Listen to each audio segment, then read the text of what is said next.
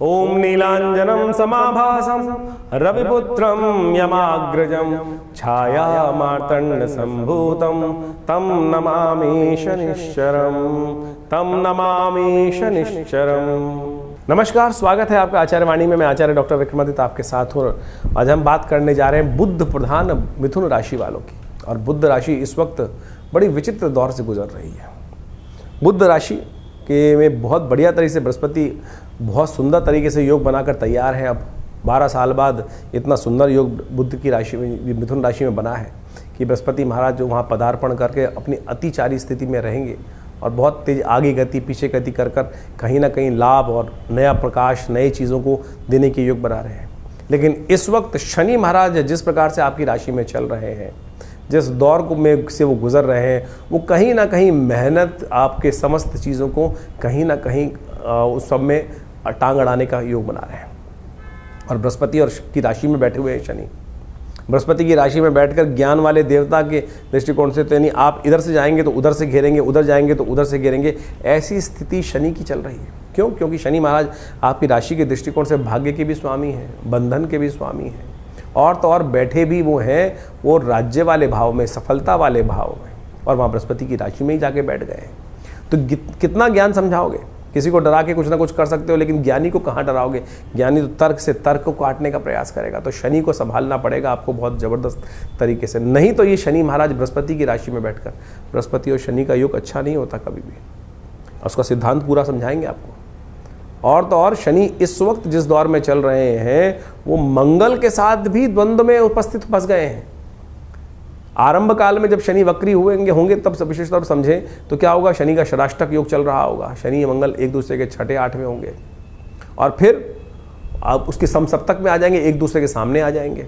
और फिर आगे चलते चलते यानी अक्टूबर के दौर की बात करें तो वो आठवें छठे हो जाएंगे। तो ऐसे में ये लगातार जो दौर चल रहा है वो कहीं ना कहीं आपके इस बृहस्पति के प्रभाव को ख़त्म करने के लिए आ गया है। तो ऐसे में आपको शनि को कंट्रोल करना पड़ेगा। और शनि यदि कंट्रोल नहीं कर पाए तो ये समय आपके लिए पूरी तरह से जो है बड़ी मुश्किल से 12 वर्ष बाद बनकर आया है, वो सारा वेग चला जाएगा, रिजल्ट ही नहीं लाने देगा। क्योंकि शनि की दृष्टि जहाँ पड़ रही है वो सुख वाले भाव पे पड़ रही है। शनि की दृष्टि जहाँ पड़ रही है व्यवसाय जीवन साथी वाले भाव पे पड़ रही है शनि की दृष्टि। तो ये दोनों की दोनों दृष्टियाँ कहीं ना कहीं आपके लिए बहुत विशेष योग बनाती दिखाई दे रही है। आपको संभालना पड़ेगा शनि के दुष्प्रभाव को। ज्योतिष का यही लाभ है कि आप समझकर ज्योतिष के सिद्धांतिक चीज़ों को कर आप शनि के किसी भी ग्रह के नेगेटिव प्रभाव को कम कर सकते हो, लेकिन समझना तो पड़ेगा। आज हम विडंबनाओं में फंस जाते हैं, हम सही मार्ग की जगह गलत मार्ग में चले जाते हैं, आलस्य में फंस जाते हैं। किसी ने कह दिया ये पहन लो, किसी कर दिया ये पहन लो, ऐसे में फंस जाते हैं। तो ऐसे में सिद्धांतिक तौर पर जो शास्त्रोक्त उपाय बताए गए हैं उनको हमें करने का प्रयास करना चाहिए। तो शनि का प्रभाव जो है विशेष तौर पर तब जाकर नेगेटिव हो पाएगा, तब जाकर कंट्रोल में आ पाएगा। नहीं तो जितनी मेहनत मर्जी कर लो, 4 कदम आगे बढ़ेंगे तो 3 कदम फिसलना इस समय में, इस दौर में निश्चित है। शनि वक्र स्थिति में और ज़्यादा कंट्रोल ताकत में आ जाते हैं। वक्र गति में चलते हुए शनि महाराज और ज़्यादा कंट्रोल हो जाते हैं। शनि उल्टे नहीं हो रहे हैं। ये तथाकथित तौर पर बहुत सारे लोग बोलने का पड़ जाते हैं शनि उल्टे हो गए। शनि उल्टे कहीं नहीं हुए भाई। शनि का सीधा सीधा प्रभाव ऐसा है कि शनि महाराज जो हैं वो इस वक्त जहाँ देख रहे हैं उसको समझ लेना चाहिए। ज्योतिष में आजकल बहुत सारे नए नए बरसाती मेंढक उत्पन्न हो गए हैं और वो बरसाती मेंढक की तरह टटर टटर करना शुरू कर देते हैं। कई लोग तो ऐसा कह देते हैं कि जब ग्रह वक्री होता है उसकी दृष्टि बदल जाती है, वो आगे वाली दृष्टि के बजाय पीछे वाली दृष्टि यूज़ कर लेता है। शनि भूत नहीं है, चुड़ैल नहीं है, शनि देव है। शनि की गर्दन नहीं पलट जाएगी। शनि जिस प्रकार से देख रहे हैं वहीं देखेंगे। एक महान व्यक्ति हैं, उन्होंने तो यहाँ तक समझ में आई, ये कह दिया कि शनि महाराज जो है दशम भाव में बैठकर वो तो देखना शुरू कर देंगे अष्टम भाव को, यानी तीसरी दृष्टि उल्टी हो जाएगी शनि महाराज की। तो महाराज कम से कम अपनी विचित्र विडंबनाओं को तो संसार पे ना थोपें। तो इस प्रकार से शनि ग्रह को सही से रूप समझने का प्रयास करेंगे तब ठीक होगा। शनि के सही सिद्धांतिक तौर पे समझने का प्रयास करें। बृहस्पति आपका बहुत बढ़िया चल रहे हैं इस वक्त, और अच्छी बात यह है कि बृहस्पति पर शनि की दृष्टि नहीं पड़ रही है। ज्ञान का देवता आज भी अभी ठीक है। तो शनि को मनाओ, सदा सुख पाओ, वो उपाय करने का प्रयास करें। शनि स्तोत्र का पाठ करो। अभी हम सब उपाय एक एक करके बताएंगे आपको। सावन का महीना में आरंभ करें, शनि का नित्यपति पहले से ही ठीक कर लें। सावन का महीना आरंभ हुआ चाहता में कोशिश करें नित्यपति भगवान शंकर का आप अभिषेक करें, तेलाभिषेक करने का प्रयास करें। भगवान का जितना तेलाभिषेक करोगे उतना बढ़िया कल्याणकारी योग बनेंगे। शनि नुकसान नहीं होने देगा, ये अच्छी बात है, लेकिन मन को शांति भी नहीं होने देगा। शनि नुकसान बिल्कुल नहीं होने देगा आपका, ये सबसे अच्छी बात आपकी राशि के दृष्टिकोण से निकल रही है, लेकिन वो कहीं ना कहीं आपके मन में जो फालतू की बात की एंजाइटी डिसऑर्डर्स देता रहेगा, ज़्यादा सोचने की बीमारी पड़ सकती है, उसको कंट्रोल करना पड़ेगा। हनुमान चालीसा का पाठ करें, शनि स्तोत्र का पाठ करें। शनि और बृहस्पति का संबंध बड़ा विशेष हो रहा है। बृहस्पति की राशि में चलते हुए शनि, बृहस्पति आपकी कंट्रोल में इस वक्त चल रहे हैं, लाभ दे रहे हैं, तो ऐसे में अननेसेसरी के भ्रम को दूर करने का प्रयास करना चाहिए। शनि का पूजा, शनि हनुमान जी को स्तोत्र, हनुमान जी को खास तौर पर हनुमान चालीसा में एक बात कही गई, और देवता चित्त न धरई हनुमत से ही सर्व सुख करें।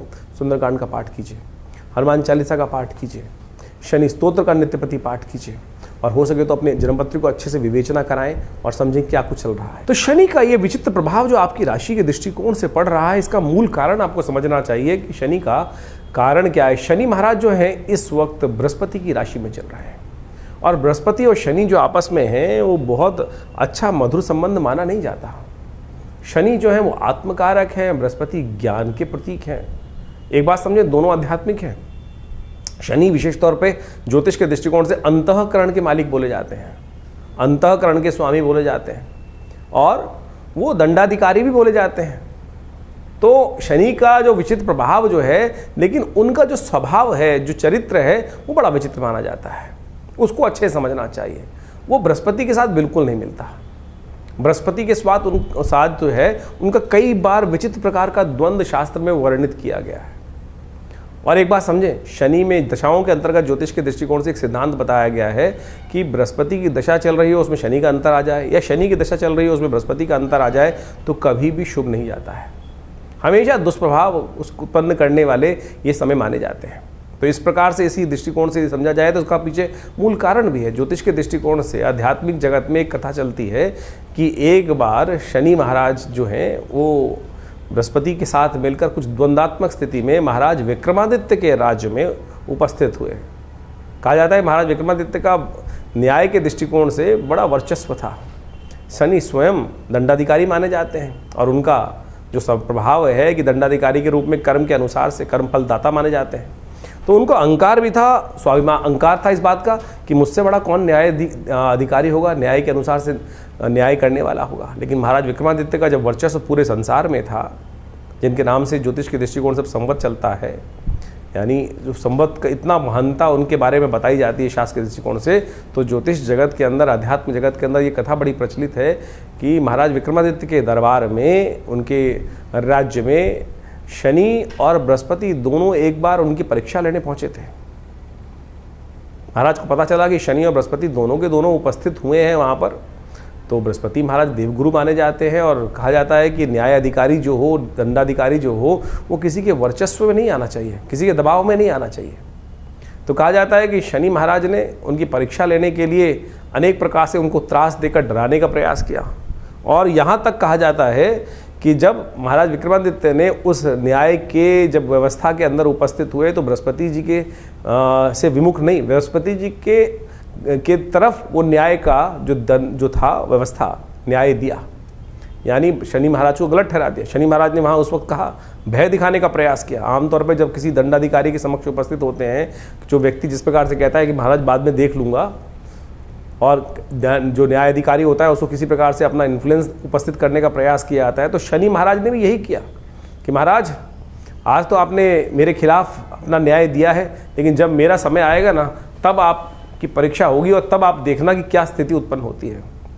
तो महाराज विक्रमादित्य के राज ज्योतिषियों ने बताया कुछ वर्ष बाद कि महाराज आपके ऊपर शनि का ये दुष्प्रभाव समय उपस्थित होने वाला है, और कहा जाता है कि राजा के ऊपर इस प्रकार का दुष्प्रभाव शनि का उपस्थित हो, और आपने तो शनि महाराज आपको जिस प्रकार से चेतावनी देकर गए थे, तो ये समय बहुत भयावह रहेगा आपको, और आपके ऊपर आएगा तो पूरे राज्य के ऊपर आएगा। तो कहा जाता है कि महाराज विक्रमादित्य ने उस समय कहा कि मैं कुछ दिन के लिए संन्यास ले लेता हूँ, राज्य से चला जाता हूँ। कहा जाता है महाराज विक्रमादित्य अपने राज्य को कुछ दिन हटकर वहाँ से संन्यास की तरफ भ्रमण में निकल गए, और अपने साथ कुछ काशापण ले गए थे। कहा जाता है काशापण ले जाते हुए कहीं एक जगह शनि महाराज की ऐसी बुरी स्थिति हुई, शनि ने अपना इतना दुष्प्रभाव उनके ऊपर दिखाया कि महाराज विक्रमादित्य को बर्तन मांजने पड़े एक जगह। कहा जाता है कि जब एक जगह कहीं छोले खा रहे थे, चने खाने के लिए कुछ पैसे, उसको कहा कि भैया ये पैसे रख देता हूँ, वो काशापर्ण, स्वर्ण के काशापर्ण थे, वो कोयले के बन गए। और जब उस छोले वाले ने, दुकानदार में, हाट वाले ने देखा कि अरे ये काशापर्ण जो इन्होंने रखे थे कहाँ है काशापर्ण, ये तो कोयले हैं, तब उसे बर्तन, महाराज विक्रमादित्य से बर्तन तक मंजवा दिए। लेकिन वो विक्रमादित्य महाराज तटस्थ, बिल्कुल हिल के डिल नहीं हुए कि जो है भाग्य में वो जिस प्रकार से रहेगा। तो बाद में कहा जाता है शनि महाराज ने आके उनको वरदान भी दिया कि आपकी परीक्षा हमने ली और आप उस परीक्षा में उत्तीर्ण हुए। तो ये प्रभाव कई प्रकार से है, यानी शनि और बृहस्पति का जो द्वंद्व है वो जगत प्रचलित है। और इस वक्त शनि महाराज बृहस्पति की राशि में ही चल रहे हैं, और बृहस्पति की राशि में चलते हुए शनि महाराज का प्रभाव, जैसा हमने आपको बताया, आपकी राशि के दृष्टिकोण से होने वाला है, उसको अच्छे से समझ लीजिएगा। उसके उपाय जो बता रहे हैं वो कर लीजिएगा, जो उपाय बताए हैं उनको अच्छे से समझ लीजिएगा। शनि के संबंध में अनेक उपाय शास्त्र में वर्णित है। कहा जाता है ना, शनि को मनाए सदा सुख पाए। शास्त्र के दृष्टिकोण से आप समझ लें, शनि को मनाने के लिए शास्त्र में अनेक उपाय वर्णित हैं। जितना हो सके शनि को मनाने का प्रयास करना चाहिए, और शनि को मनाते रहेंगे तो जीवन में सुख पाते रहेंगे। शनि विशेष तौर पर जो प्रसन्न होते हैं, आपके कर्म से ही प्रसन्न होते हैं। एक तो एक बात ध्यान रखें, जो गलत कामों में जाएंगे तो फिर शनि दंड देंगे ही देंगे। शनि दंड नहीं देते हैं, आपके कर्म ही आपको दंड देते हैं। इस बात को हमको भाव समझ लेना चाहिए। अब वो दंड या तो आप सह लें, या फिर उसको पश्चाताप के तौर पर अनेक शास्त्र में जो तप के रूप बताए गए वो तप करें। मंत्र जप भी एक तप है। तो शनि स्तोत्र का नित्यपति पाठ करना एक अद्भुत, कहा जाता है महाराज दशरथ के संबंध में बड़ी अद्भुत कथा शास्त्र में वर्णित है। जो दशरथ जी शनि महाराज के समक्ष से निकल रहे थे देवासुर संग्राम से पहले, और रास्ते में शनि के दर्शन हुए। महाराज विक्रमादित्य ने कहा कि महाराज दशरथ ने कहा कि अगर ये शनि के दर्शन के किए बगैर निकल जाऊँ, सामने पड़ रहे, उनकी दृष्टि पड़ रही है, तो फिर मैं दोष का भागी होऊंगा। तो इसलिए उन्होंने शनि को प्रणाम किया वहाँ पर। और शनि का एक दिव्य पद्म पुराण के अंदर वो दशरथ कृत शनि स्तोत्र आता है, उसका वहाँ वर्णन मिलता है शास्त्र के दृष्टिकोण से। और कहा जाता है जो दशरथ कृत स्तोत्र का पाठ नित्यपति करते हैं, चाहे एक बार कर लें, शनि कभी भी उन पर अपना दुष्प्रभाव नहीं दिखाएंगे। वो दशरथ कृत स्तोत्र आप अच्छे से समझ लीजिए, एक बार नित्यपति भी पाठ कर लेंगे ना आप, तो शनि के अकाट्य प्रयोग के अंदर आता है। आज हम यहाँ पर इस कार्यक्रम में आपके समक्ष वो अकाट्य प्रयोग उपस्थित करने वाले हैं कि जो हींग लगे ना फिटकरे रंग चौका हो। आज की समाज में जो शनि को मनाने के लिए लाखों करोड़ों रुपए लोग खर्च करने, हजारों लोग खर्च करने की बात करते रहते हैं, अनेक प्रकार से ऐसे लोग हैं कि जो 100 टीन चढ़ा दो शनि महाराज पर। अरे शनि महाराज की मूर्ति कहाँ शास्त्र में वर्णित है? शनि का विशेष तौर पर जो वर्णन जो मिलता है वो तो सीधा साधा वर्णन मिलता है कि शनि मंत्र जप करो।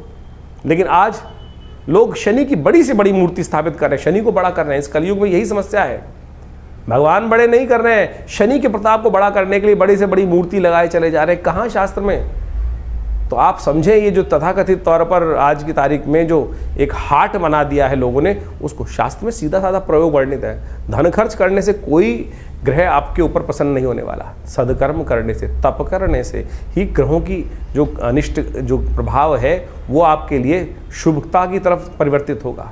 तो शनि का दशरथ कृत स्तोत्र अद्भुत स्तोत्र है। शनि महाराज का स्वयं आशीर्वाद है दशरथ जी को दिया कि जो इस स्तोत्र का नित्यपति पाठ करेगा, एक बार ही पाठ करेगा, उसको शनि जीवन में कभी त्रास नहीं देगा।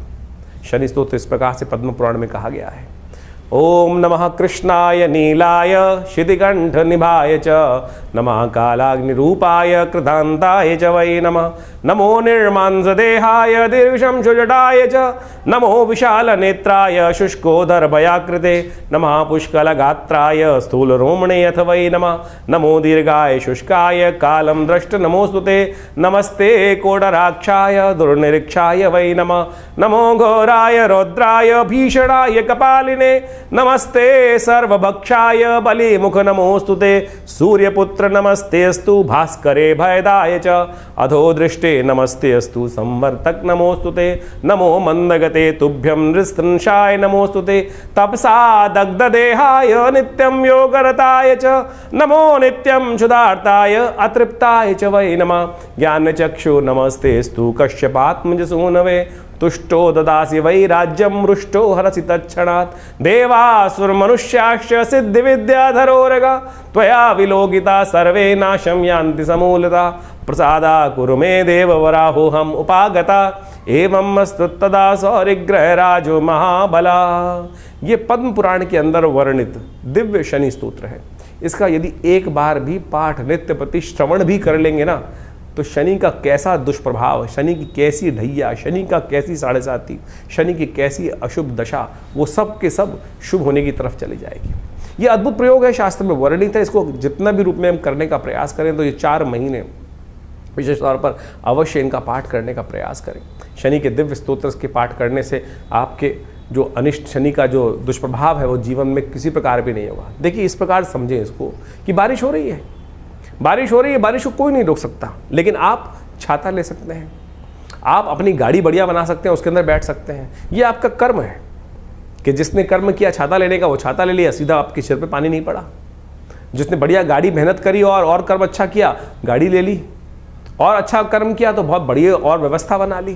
तो यानी बारिश तो हो रही है संसार में, लेकिन हम अपनी रक्षा कर सकते हैं। तो ये सिद्धांत आप समझें कि हम अपनी रक्षा करने के लिए बहुत सारे प्रयोग कर सकते हैं। लेकिन आज लगे हैं लोग अंगूठियां खरीदने में, एक के बाद एक नीलम। इतना नीलम कहाँ निकल रहा है भैया? नीलम बिल्कुल चमत्कारी है, कोई दिक्कत नहीं है, नीलम का प्रभाव अद्भुत है। लेकिन क्या इतना नीलम संसार में निकल रहा है कि जितना बाजार में बिक रहा है?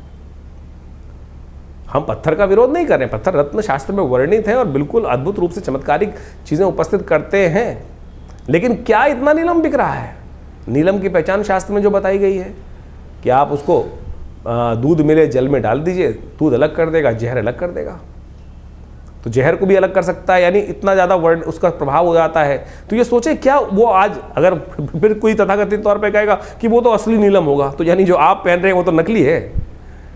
तो क्यों पैसे खर्च कर रहे हो? क्यों आज संसार के समक्ष जाकर सुनारों को या किसी प्रकार से भी जो कल्चर्ड चीज़ें हैं और जो केवल क्रिस्टल के रूप में बनी हुई हैं उसको आप पहन कर केवल अपने मन को, भाव को जगाने के लिए, मन को संतुष्टि देने के लिए कि भाई हाँ नहीं मैंने नीलम पहन रखा है। अरे कुछ नहीं करेगा। ये स्तोत्र का पाठ करें। देखिए शनि का इसके बाद एक अद्भुत, यही अगर चलिए दिक्कत है, बहुत सारे लोग बोलेंगे संस्कृत बोलने में दिक्कत है, तो कोई बात नहीं। तुलसी बाबा के कृत हनुमान चालीसा, हनुमान जी को स्वयं शनि महाराज ने वरदान दिया। कथाएं आपको मालूम है, जब हनुमान जी को रावण की लंका से शनि को हनुमान जी ने मुक्त किया, तब क्या किया था? शनि ने वरदान दिया था हनुमान जी को, जो आपके भक्त रहेंगे तो उन पर कोई कष्ट नहीं दूंगा। तो हनुमान जी को चोला चढ़ा दो। हनुमान जी को हर शनिवार को जाकर हनुमान जी के मंदिर में सिंदूर में चमेली का तेल मिलाया और पीपल के पत्तों की माला लेकर हनुमान जी को पहना दी, एक दिया वहाँ जला दिया, हनुमान चालीसा का पाठ कर लिया, हनुमान जी के मंत्र का जप कर लिया। हनुमान तो चालीसा तो स्वयं सापर मंत्र है, सिद्ध मंत्र है, जो 7 बार पाठ। अब समस्या क्या है कि कैसे पाठ कल्याण करेगा? हनुमान जी ने कहा जय जय जय हनुमान गुरुदेव कृपा करो गुरुदेव की नहीं, जय जय जय हनुमान गोसाई कृपा करो गुरुदेव की नहीं। तो अगली लाइन में क्या बोला गया? जो 7 बार पाठ पढ़ जोई छूटे बंद महासु कोई। तो करो ना, सीधा सिद्धांत बताया गया है, तो क्यों नहीं होगा कष्ट निवारण का? लेकिन हम करना नहीं चाहते, हम आलसी हो गए, इस कारण से हमारी समस्याएं जीवन में चलती रहती हैं। तो इसलिए कोशिश ये करें इन समस्त चीज़ों को करने का प्रयास करें। शनि का मंत्र है दिव्य मंत्र, शास्त्रोक्त मंत्र है, तंत्रोक्त जो मंत्र बताया गया है, ओम प्रांग प्रींग प्रोंग से शनिश्चराय नमः, इसका मंत्र का जप कर लो। इसी तरह से पाठ है, कोई दिक्कत नहीं है। हमने आश्रम में, विवेकानंद योगाश्रम में व्यवस्था बनाई है कि हर रविवार को सुबह 8 से 10 बजे तक जो यज्ञ चलता है, भंडारा होता है, उसके बाद उसमें व्यवस्थाएं है कि आप आइए, उस यज्ञ में बैठिए और कोई चार्जेस नहीं है, कोई चार्ज नहीं लिए जाते। आप आएंगे, बैठेंगे, यज्ञ करेंगे। बहुत सारे लोग अपने नाम से भी कराते हैं, सब चीज़ करते हैं। शनि स्तोत्र का यज्ञ कराते हैं, नवग्रहों के मंत्रों का यज्ञ कराते हैं, समस्त मंत्र, वैदिक मंत्र बहुत सारे हैं, उन सब की व्यवस्था आश्रम पे समय समय पर चलती रहती है। तो आप बिल्कुल इस बात का भाव का ध्यान रखिए। ये मंत्र जो अब हमने रास्ते बताए हैं आपको, ये अद्भुत रूप से इनका प्रयोग करने का प्रयास कीजिए।